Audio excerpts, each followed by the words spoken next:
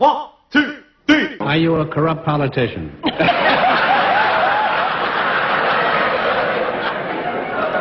am I being redundant?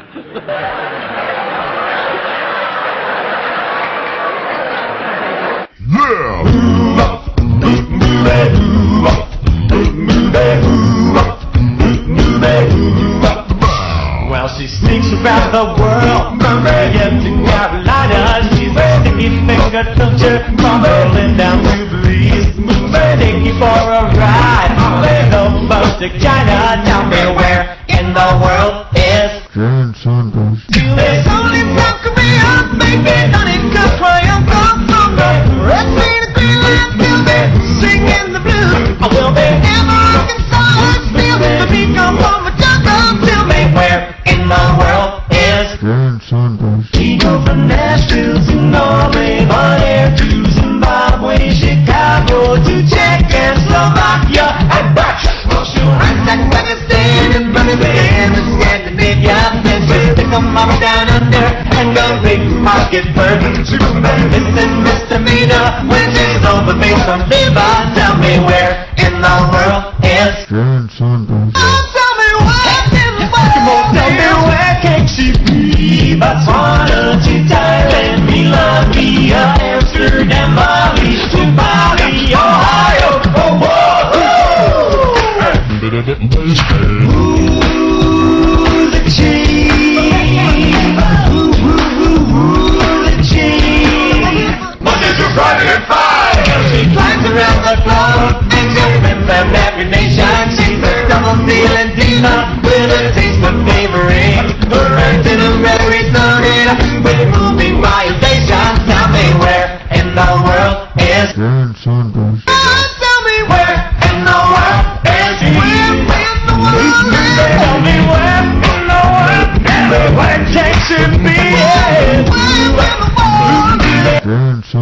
Watch your back.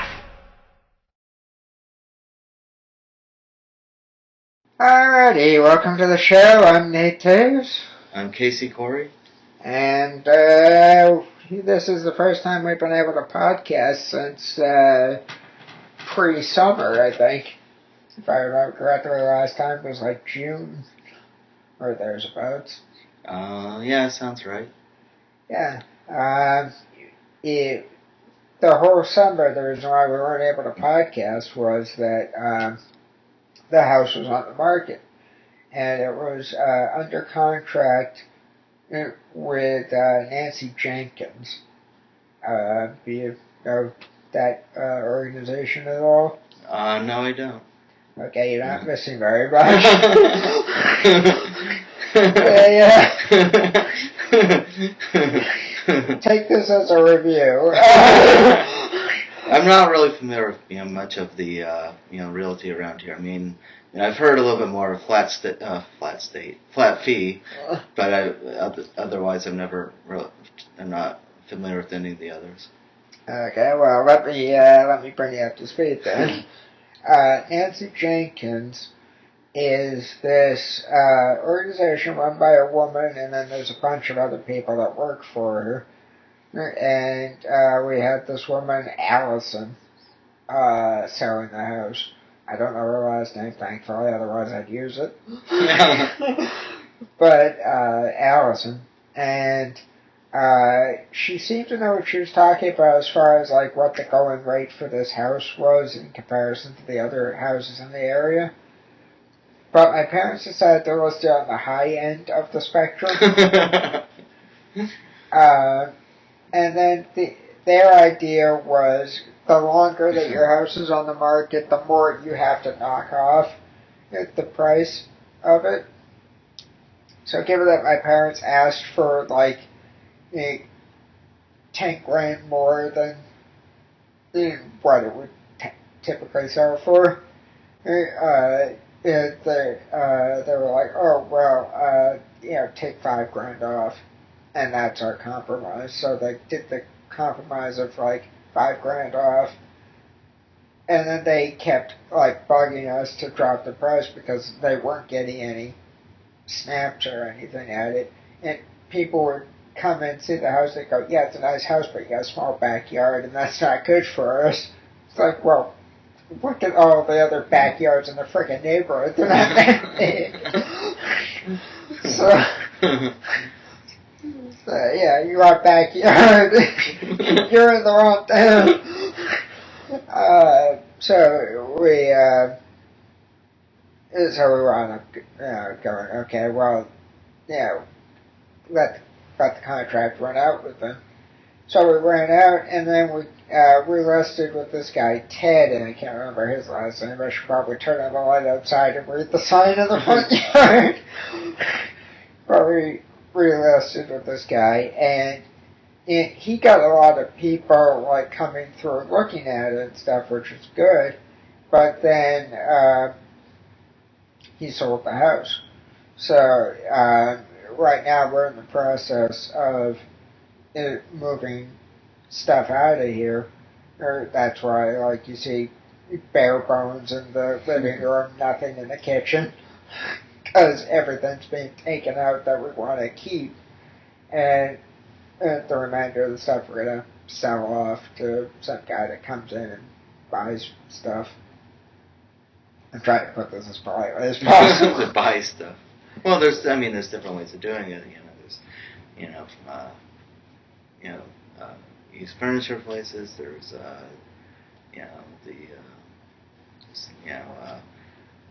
big truck. If you want to go that route, donating it.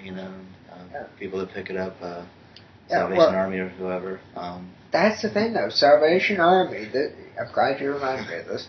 Salvation Army actually charges you for donations. Really? Yeah.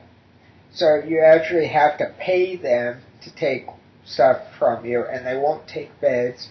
They won't take basically any kind of furniture, really. The clothes have to be in a certain condition for them to take it. So chances are the stuff that we have, because we have a bird that likes to rip shit up, chances are they would not be interested in any of our clothing that we have up here. Yeah. I was just thinking them because they first came to mind. There's also Goodwill and. Right. Well, we've got Goodwill back in Massachusetts that we donate clothes to all the time, and a place called Murder Memorial. But up here we can get money for like this couch, for example. For those who don't have the benefit of seeing this, I'm sitting on a big futon couch that folds out into a bed, should you desire to do that. And this is where I've been sleeping all week. Because I came up here for a week to do a show and stuff, and we'll talk about that in a minute. But we have several pieces of furniture, like a box spring and stuff that we can sell to this guy for a couple $100 or so.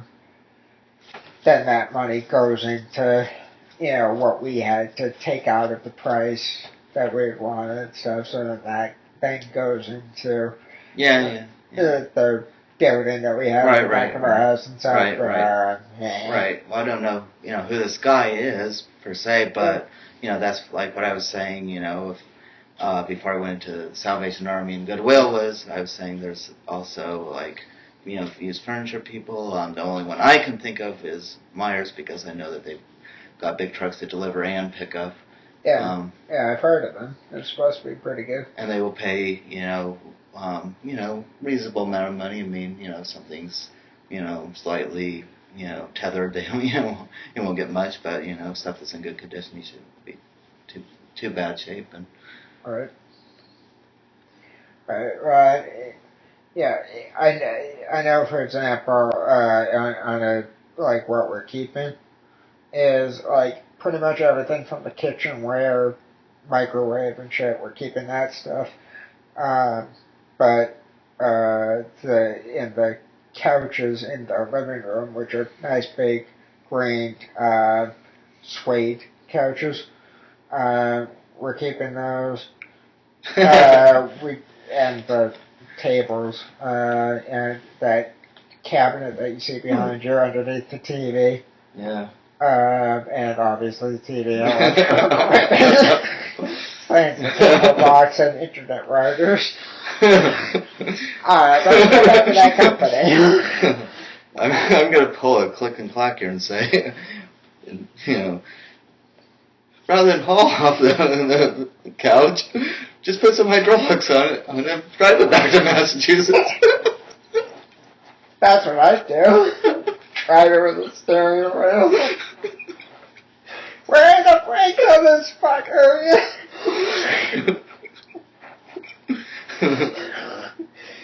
Meanwhile, Tom pulls me over for speeding.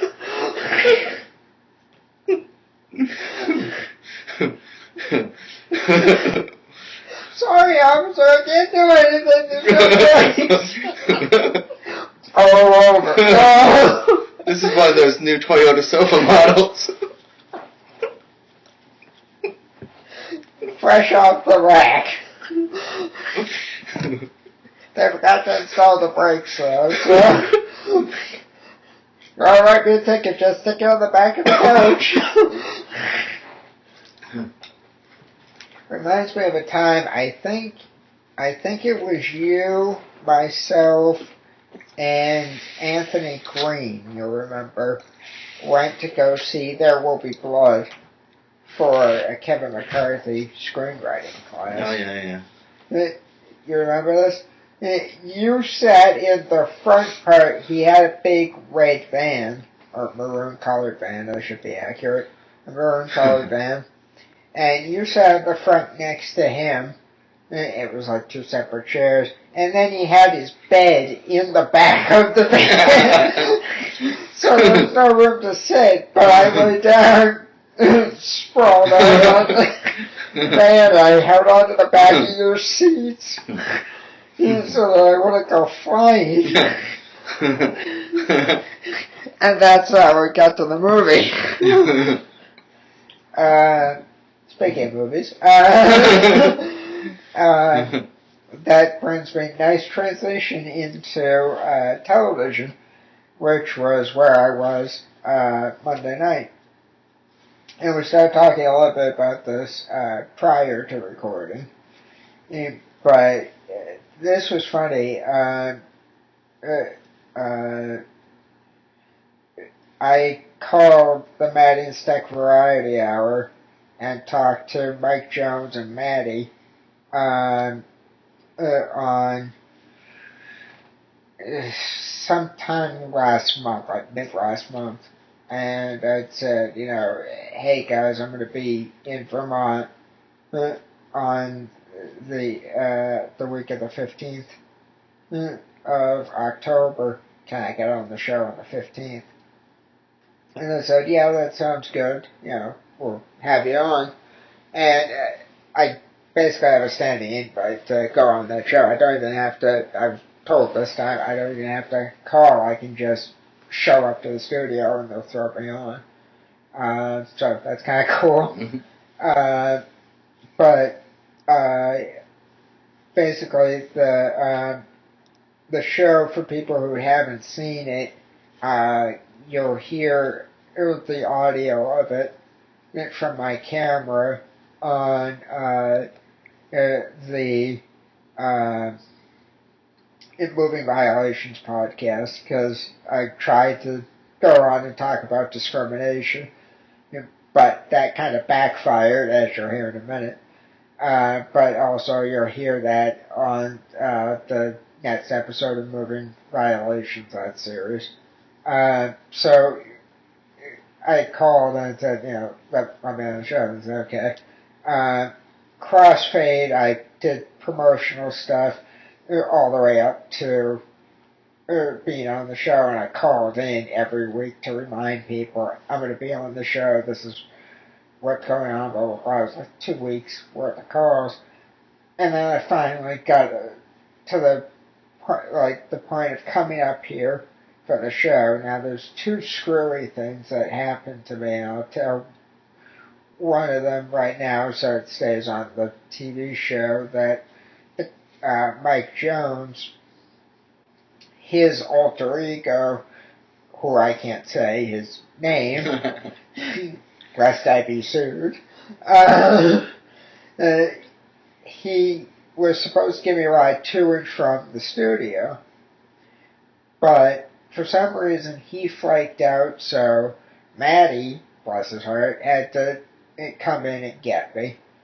So I rode over with Maddie to the studio, and we were there a half hour before the program, so that Maddie could check the emails and read the production stuff that I had, because I printed out 16 pages of notes from my book that I'm working on about discrimination and bullying. That's the other part of the book, bullying.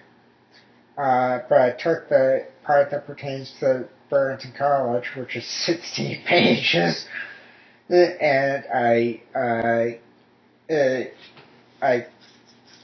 printed out multiple copies, gave one to Jim, the guy in the booth, Maddie, Mike Jones, and I had a copy.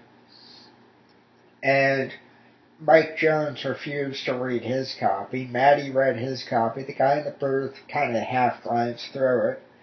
And the basic consensus was, I do not agree with Bernie Sanders on a couple of points that you'll hear in that show. And so I'm not a big fan, per se, of him or his wife. And I'm not trying to sway anybody politically. If you like him, by all means vote for him. I don't live up here, so that doesn't really impact me one way or another. But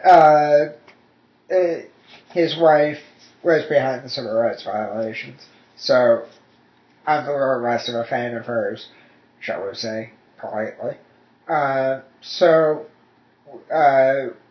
The consensus was that Jim and I were in the same boat, but for different reasons. And what's his name there? Mike Jones is in favor of Bernie and Jane. So, because Mike Jones's alter ego used to work for Jane in some capacity. We won't go into what. Give him a little bit of immunity, I guess is the word I'm looking for. So, long story short, he was giving me shit on air after we had the technical difficulties, because the show wouldn't start on time because of a white line that was going through the signal, and then once they got that corrected, they got the audio going, so we were doing a radio show kind of thing for a good 10 minutes before we got video, and then we got video for like the last half of the show. So we only got a half hour of video and audio together, and in that I was getting shit on for shitting on other people. Which I should point out, as I said, when that was going on, I wasn't shitting on people, I was merely stating what happened, as I have done with you on the podcast.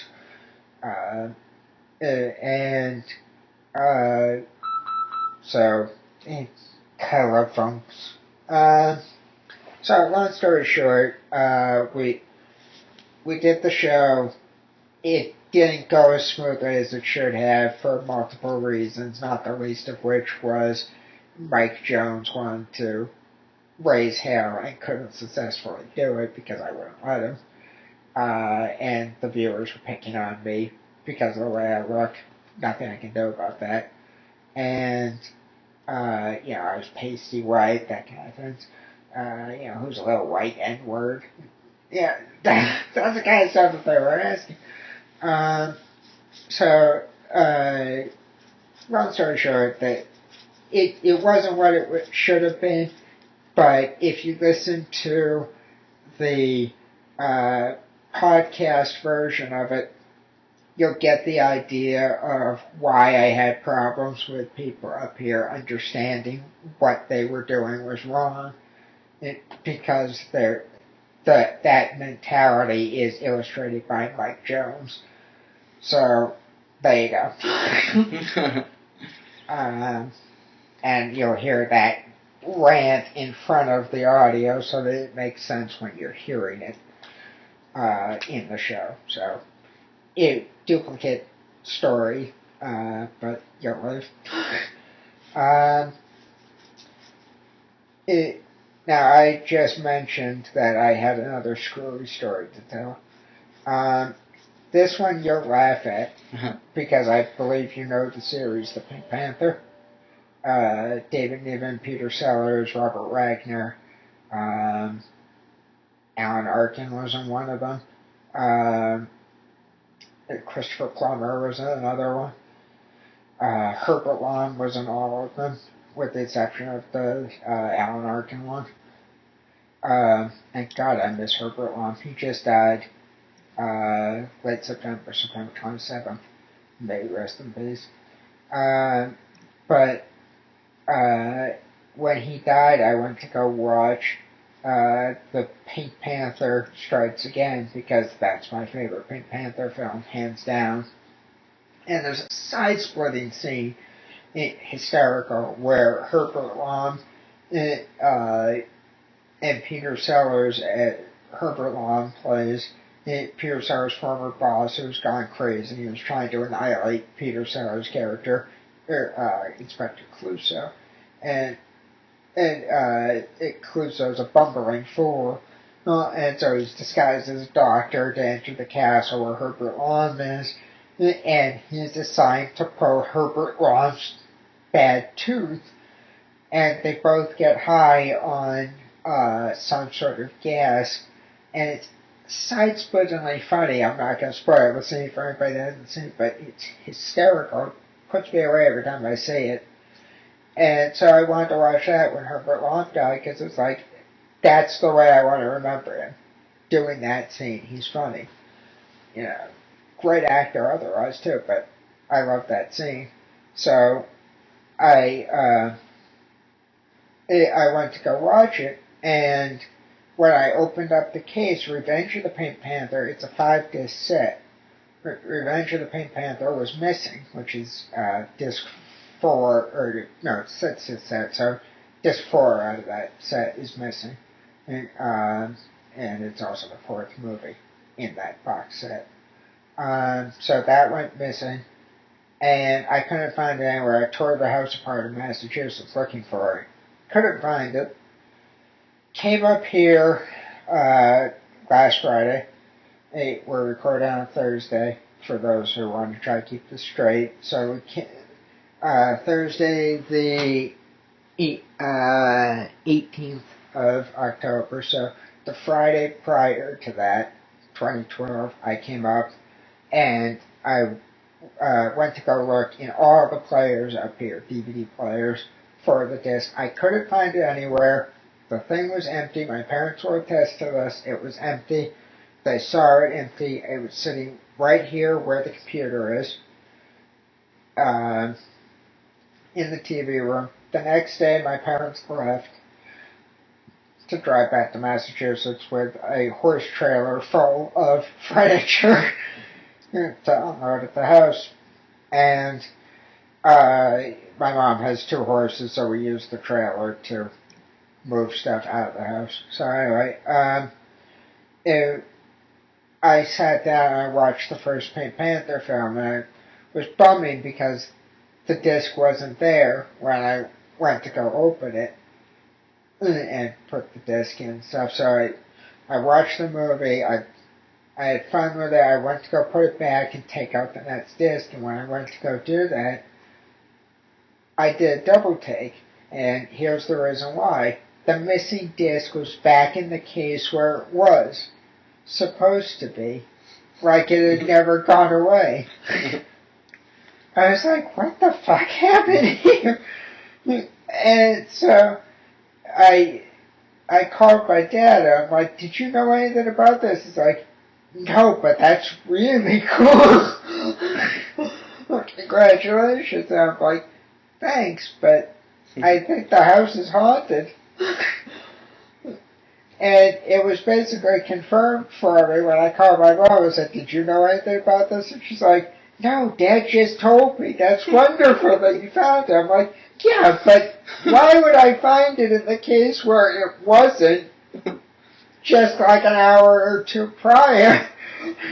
Like, why did that all of a sudden randomly show up and nobody else knows where it came from?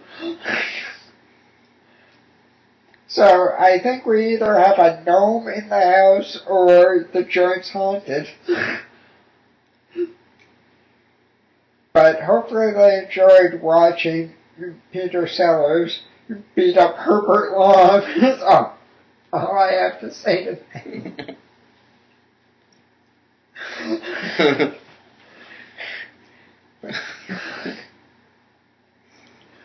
But seriously, what are the odds that that kind of thing would happen? Pretty good if you ask me.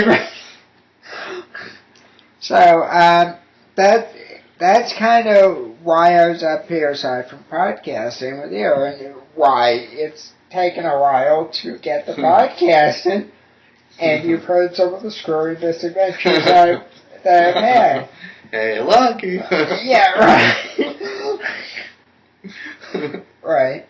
I have to throw in a sad note, because this did happen. As you know, I had to put my dog down back in late August 31st to be precise, of 2012.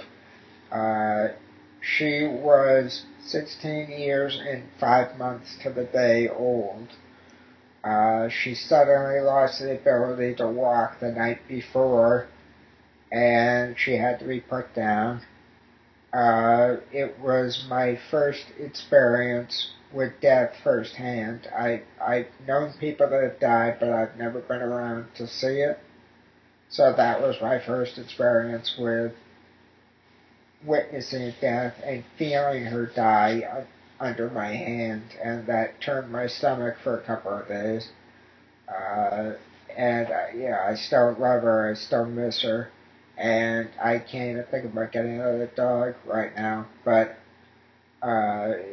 Maggie, wherever you are, I hope you're having fun eating steaks off of the grill up there in the sky and whatnot.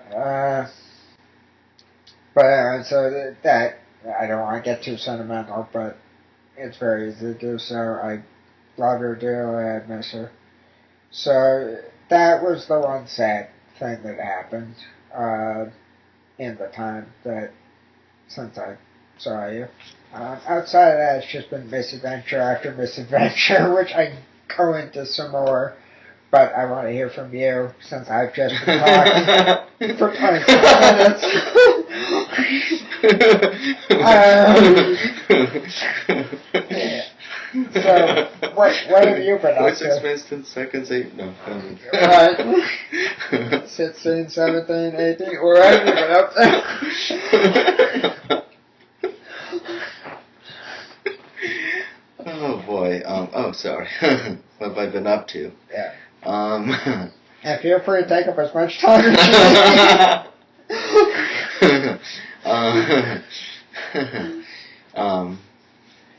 you can probably do like 5 podcasts on what I've been up to. Well, I'll start. Dearly beloved. No, but seriously though, yeah. So what I've been up to since we last got together, well, let's see, that was, like we said, around mid-June, something like that. Yep. So, the summer continued, and, and I enjoyed, various, things throughout the summer, the Olympics and so forth. Okay, so you watched the Olympics, what did you think of that, let me ask you? I thought it was good. Before I get into specific details, I think that there's a lot of people who I don't really understand why, but but for some reason there was somebody that because they allowed somebody who didn't had two artificial legs to compete. They said that was an unfair advantage. Obviously, it wasn't because I had seen. That seemed kind of short to me too. Like, if anything, that's kind of a hindrance, not an advantage. Right.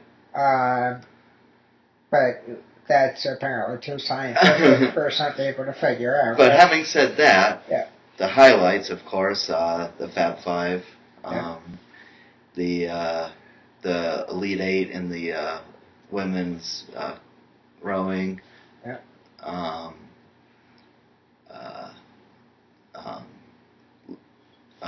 Ladies on the U.S. soccer side, not so much the men as usual. How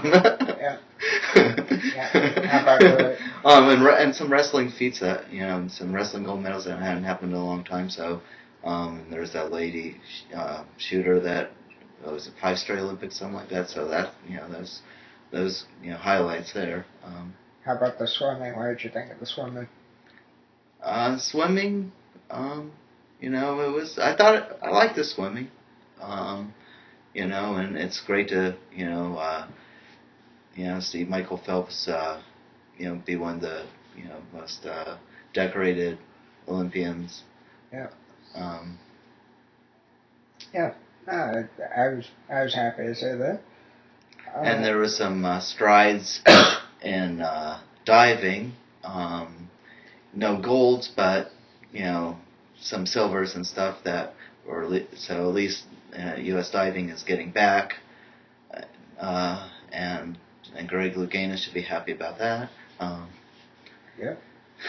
And so there's a lot of great parts of it. Sometimes I would have the flip amongst different channels on the TV and have NBC Sports.com on my computer.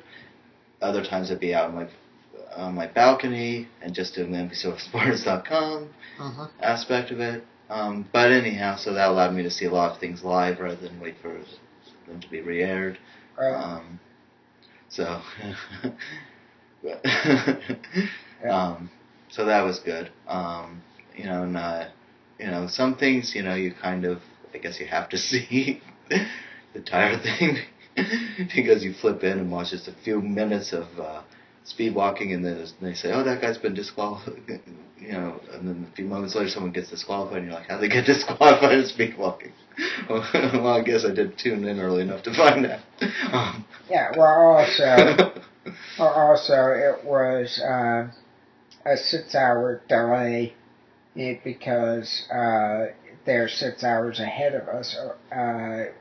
Were in England, which is where the Olympics were this year, and the other point to that I thought was kind of funny was that they edited down the tapes to what was essential of the event, right, to show, and people were very angry about that. They were very vocal about that on Twitter and Facebook and MySpace. So. And blogs and stuff, so it'll be interesting to see if they do that again next time around. Who knows? Because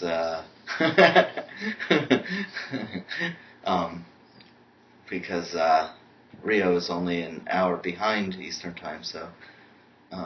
Right. Right. But even so, that can still screw things up. Like, look at,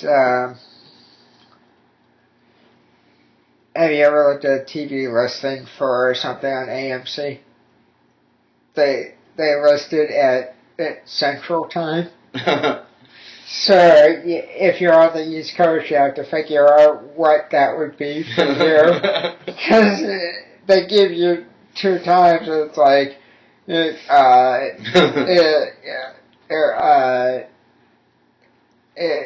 10:30 Central is 11:30 Eastern Time, but they listed it as like 10:30, 11:30 Right. Central, and it's Right. like, so which is it? Right, but my whole point was more, there should be more live. Right. I Um, agree with that. like you said, 6 hours, London 6 hours ahead. So, well, in 2014, those Winter Games, Russia's 8 hours ahead. So, trying to figure out that one. Yeah, that'll be fun, won't it? It's midnight. I'm staying up for skiing.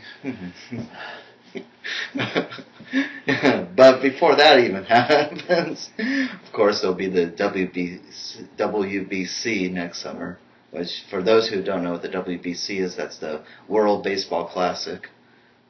I always wondered what that was. I kept hearing people say to me, "Do you watch WBC?" I'm like, no, I don't even watch UPN 38.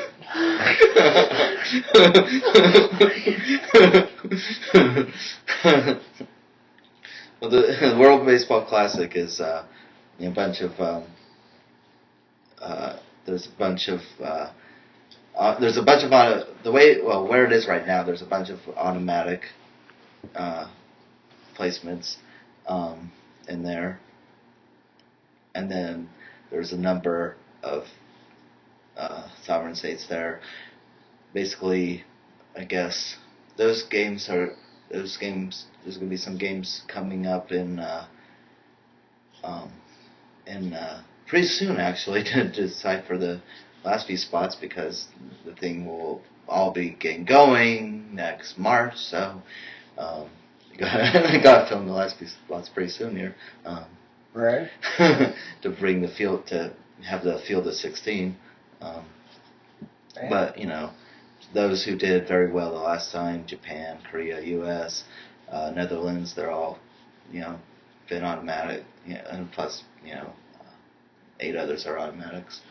So, right. But yeah, that's what it is. It's a really interesting thing. Yeah. So that there's that. But back to the summer, Right. Olympics, and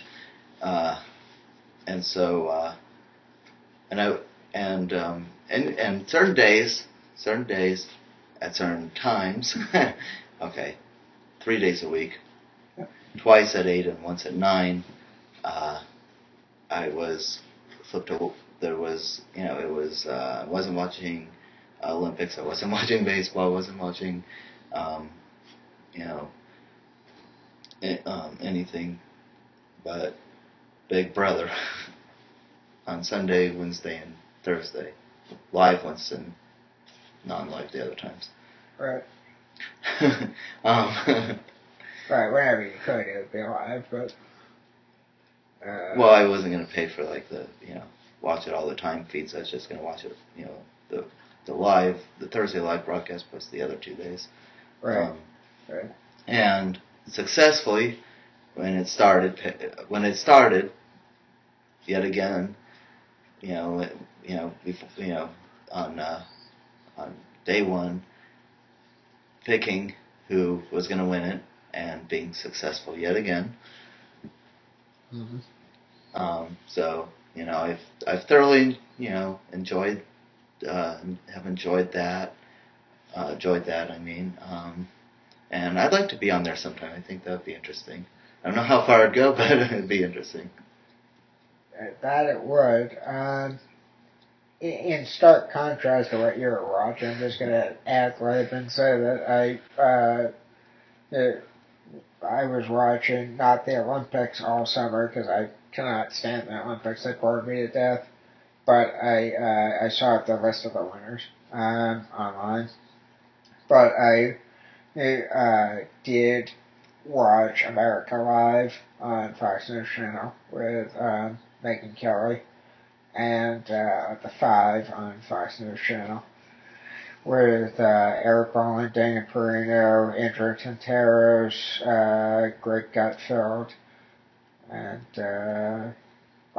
Back Don't ask me, I remember all those names. So anyhow, I'm not going to be chronological because I'm going to stick with topics rather than be chronological and go all over the map. Right. So while I'm on the topic of various things I've seen Yep. since I saw you last, so I mentioned the Olympics and Big Brother, and of course, the U.S. Open, and watched Andy Rock's farewell tour, and Kim Kleister's farewell tour, and all that, and let's see, I watched a number of golf tournaments, including the Ryder Cup, and as far as in the reality side of things, going back to other reality stuff I've seen, the next Food Network star, the Great American Food Truck Race. Of course, I'm watching Halloween Wars now. The next Iron Chef will begin going before long. Now I'm also watching, every Sunday I'm watching The Amazing Race, which I would love to do sometime with my brother. I can see you going on that show. I think it'd be interesting to say the least, but and again, don't know how far I'd go. I mean, just wait. But it would be interesting. Definitely would be interesting. Yep. Don't mind me, I just adjust my glasses. No. I mean, yes. Well, okay. Anyhow. And so, there's a few things I've been watching, and of course, I watched, I watched baseball till a certain point, and then I and then I started watching again with the playoffs after, which hardly ever happens that I don't watch the rest of the regular season. So, and then of course been watching college football and pro football, and that's all the pro football up there. I watch Patriots, I watch Omaha in the UFL, I watch Montreal in the CFL. The Buccaneers? I don't really watch much Florida. I mean, except for like college, I'll watch Florida State play and stuff like that. Right. So there's that, and let's see what else. Was I watching that Mermaid series when we last talked? Yes. Okay, so I've been continuing to watch a couple episodes a week of that. Right on. And seen a number of films. Always a good thing. But I'm going to ask you to save those titles because we're going to do a... Okay, so I'll get away from that aspect of things and backtrack a little bit to another topic. Okay, well, I think the original question was, what have you been up to? So you've seen a lot of stuff. Okay, what I've been up to. So this is some of the stuff I've been up to. Yeah. So back in, so over the summer, I kept,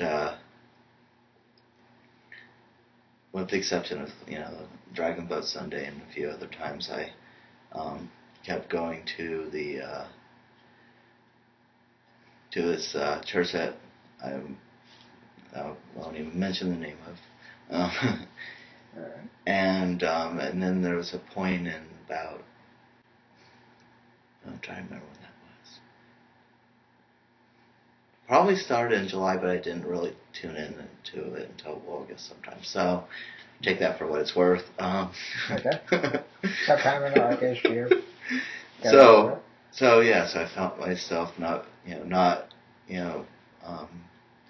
or finally tuned into that. That wasn't feeling nourished there, so I. You parted ways with that organization, moved to another one? Right. So then I attended a service at the First Congregational Church of Burlington, and felt that really touched me. So then I've been not in a pedophile way, of course. No. Oh no. But but so I've been doing that since doing the 8 o'clock followed by Bible study, although it's quite a blur between 7 and 8 a.m. getting up, making my bed, getting ready, and heading over. So I'm actually switching it up to go to the 10 o'clock service following Bible study. And also I've now working on getting the outreach ministry stuff set up. I'm going to be at the new membership thing on Tuesday and go forward with that. And what else was I going with this? And so there's that stuff, and also we had a meeting the other day about pastoral visitations and things like that,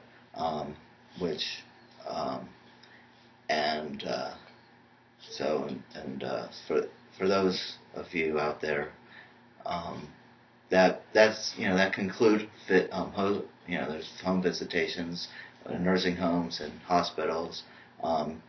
Not to the, I mean, you still got to be trained up, right? But a lot of it is, and it's and you're visiting with them, right, and stuff like that. And there's and it's and so anyhow, there's that component, and then I'm gonna be setting up I'm gonna be setting up myself to be volunteering over at the Sarah Holbrook Center. Okay. Working with children and that kind of stuff, and working with, not playing. So that'll be volunteer stuff. That'll be good on resumes and stuff like that. Still not making money, but if I so choose, I do have an option of filling out the form with home instead and being trained up and putting in some hours part-time, getting some extra money that way. That actually doing non-medical caregiving. Well, that still may not be a bad thing to do, though. So yeah, something structured to do. Right, exactly. So, and that would be, it'd be similar to like what I was saying with the pastoral visitation, but different in the sense that it's non-medical caregiving. Right. So yeah, that's basically that in a nutshell. Okay. Well, let me ask you this: is there anything like big events that have happened for you, like any run-ins with the law? Or No, thankfully, none of that. Okay.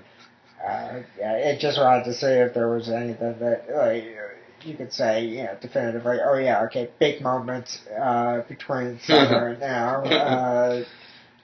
Anything. Big moments. Yeah.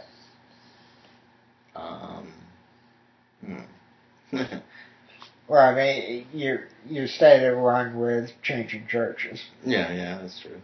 So that is there any other big moments like that, like that you've done, or just kind of par for the course? Any other big moments?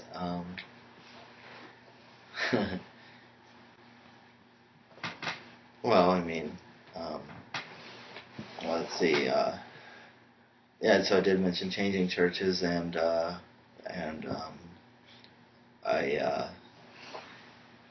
my new church had a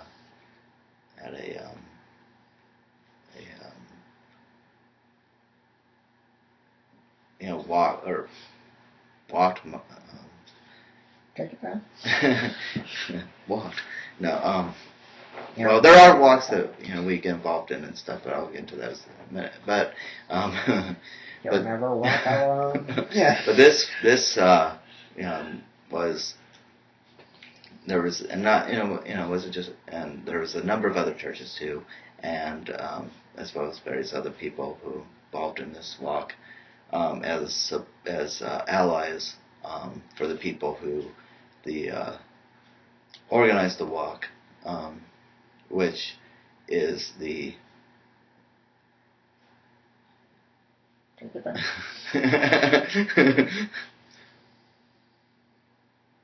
which is the LBGT community. Lesbian, gay, bisexual, transsexual community? Yeah. Okay. Yeah. The lesbian, bisexual, gay, trans community. So sometimes people throw in questioning there, but it's... Okay, what kind of a walk is this exactly? Is it a protest walk? Is it a walk in activism of the cause? What is it? Well, I mean, allies were walking along with them, as this was their pride walk.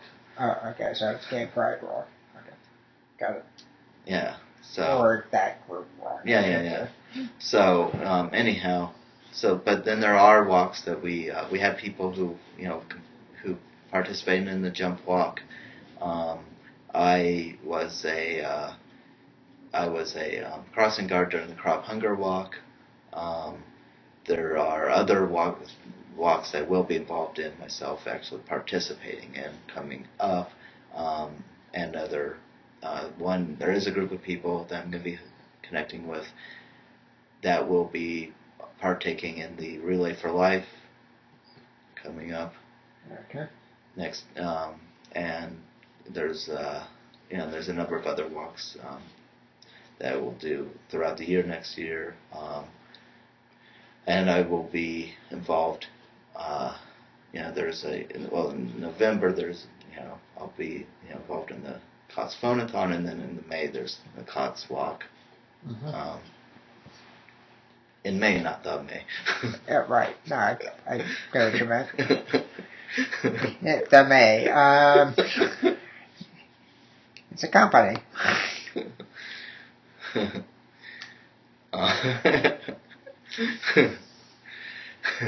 Jack Benny's wife used to work there. The May Company. Go ahead. Nobody's going to understand that joke unless they know who Jack Benny is.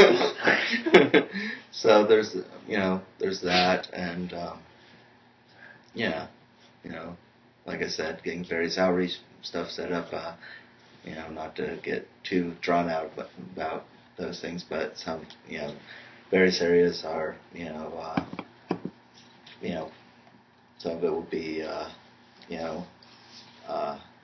things like walks. Other of it will be stuff like preparing and serving meals at the emergency shelter, or the Salvation Army kitchen, or right. The Dismas House, or places like that. So basically, charity events, one kind or another, be it a walk, be it organizing a meal, or a meeting of some kind, or whatever. And there's other things that will be, going on. Some stuff, will be, because there's, mailings going out of stuff. There's stuff with Habitat for Humanity. There's a whole plethora of things.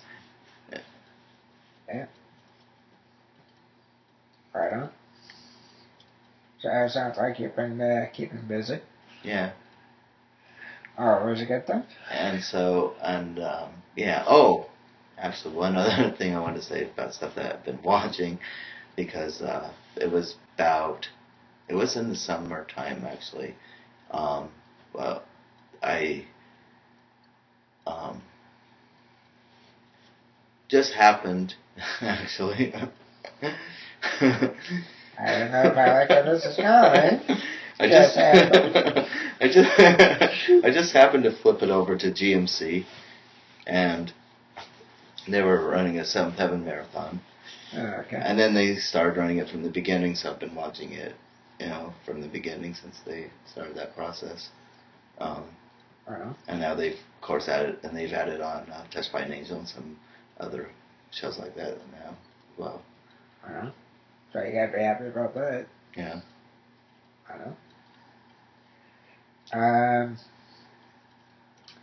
We were talking about things that just happened. Have you heard about Uma Thurman's kid? Oh boy, this is funny. Let me pull up the article here. Uma Thurman, the actress, 42 years old at the time of this recording, so it's somewhat dated, but there we go. It gave birth to a daughter in July of 2012, and she gave the kid quite a handle with a name. Now, this I like because it's so screwy to think about all the different names that celebrities give their kids, like Blue Ivy for Jay-Z and Beyonce's kid. There's Sean Preston Spears for Britney Spears. There's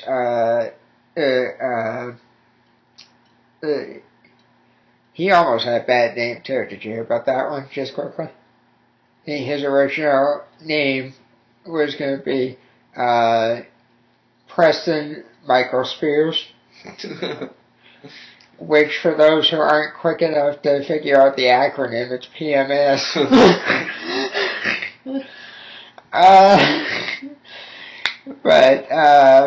Anyway, so Uma Thurman is the latest in this strange naming of celeb kids. And there's Apple for Gwyneth Paltrow, but this one is kind of funny.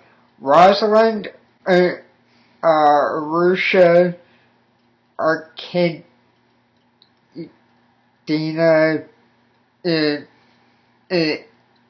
Ertaloon Florence Thurman Busson. Say that 10 times fast. Or you can just call her what the family calls her, Luna. How the fuck did you get Luna out of that? Now that I mention it. I just happened to flip it over one day to Ellen and Generous, and she mentioned that. Yeah. Here's my question. How the fuck did you get Luna out of that handle? Nowhere in there is there a Luna. So where did they pull Luna from? That's my question. But good lord, people do screwy things with their kids when they're celebrities. Not in a pedophile way, so nobody write in and say that. But good lord, isn't that screwy for a name?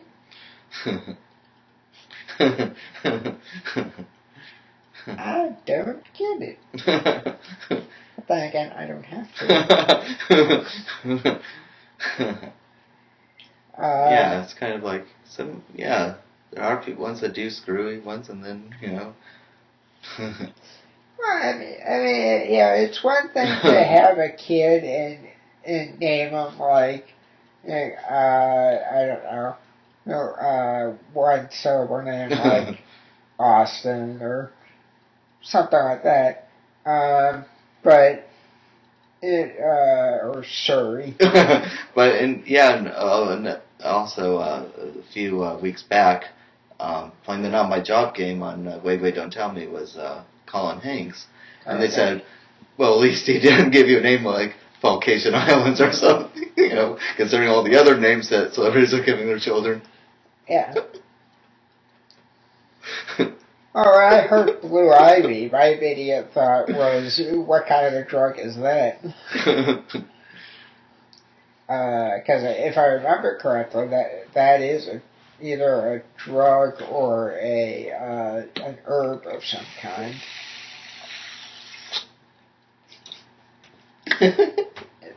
That's my recollection, anyway. Is that that's what it is, and that's what she was named after. It's kind of like, really, you want to name your kid after some substance? That's like somebody named their kid Jack Daniels. You know? I got that. I didn't know that was that bad. Named, being named after countries or states, even though you grew up in Wales. You're right. Hey, wouldn't that be something? Grow up in Wales and be named after a state. Well, I mean, there's, and sometimes the spelling's not exactly like the country. I mean, Right. Like there's this, this girl who I think she's on some Disney Channel show, and it's Chyna, but it's pronounced China. So. CHY. But when I was talking about Wales, though, I mean, Indiana Evans, she was born and raised in Wales. Right. Did a preacher from Indiana come over there? I mean, no, but seriously though, I mean, maybe it means something in Welsh, I don't know, but or it has some. Well, yeah, but I mean, Emma Watson is English, but she was born in France. Yeah, so at least her name's practical and it can fit on a marquee somewhere. This thing, I'd love to see on a marquee, this Rosalind somewhere. So. And it doesn't roll off your tongue, like Emma Watson, Indiana Evans, those roll off your tongue. Surrey Cruise, yeah. Yeah, those roll off your tongue. You do this Rosalind, blah, blah, blah. You saw her I had to struggle with that name. I'm not going after that again. I'm not trying to. I'm not going to try to say that again. I'm just going to call her Rosalind or Luna. Good Lord. Anyway, just looking at the time here, we've been doing this for about an hour, so should we call it a quits on this episode and then go to the next one? See where that takes us. For those who haven't caught on to this yet, what happens is we do a series of podcasts back to back to back, and then you hear them as they're put up or as you listen to them. So you're not getting the kind of back to back to back content that we do when we're doing this stuff, but you get a fair, decent, I think, assortment of topics. So that's it. Let's assume that this is the end of this episode, and thank you for listening. I'm Nate Taves. I'm Casey Khoury. And we'll see you on the next one. Hey! Monday through Friday at 5. She flies around the globe, enjoyment from every nation. She's a double-dealing diva with a taste of thievery. Her itinerary loaded with moving violations. Tell me where in the world is Tell me where in the world is Tell me where in the world everywhere Jackson be. Watch your back! Are you a corrupt politician?